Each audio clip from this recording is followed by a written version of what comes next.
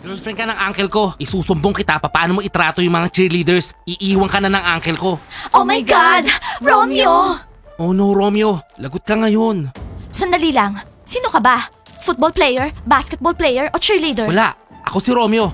Eh di umalis ka dito sa gym. Hindi ako lalabas dito. Poprotektahan ko si Diana. Romeo, umalis ka dito sa gym. Bibilang ako ng 3. Kung hindi, kakalad ka rin kita palabas. 1. Hindi, Coach Abby. Hindi aalis si Romeo dito sa gym. Alam mo bakit? Kasi gym namin to. Cheerleaders gym to. Ano, Diana? How dare you?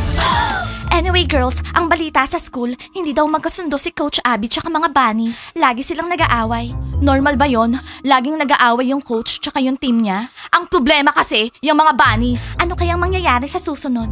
Anong mangyayari? Matatauhan na si Coach Abby. Aalisin niya na yung mga bunnies. Tayo na yung iti-train niya. Tapos, magiging champion na tayo. Hindi na magiging cool yung mga bunnies na yan. Tayo na yung magiging cool. Hilay, malapit na yung prom night. Wala pa rin tayong kadate. Anong gagawin natin? Patrick, naghahanap na ako ng kadate. Eto, sino mas maganda? Pumili ka. Eto, o eto.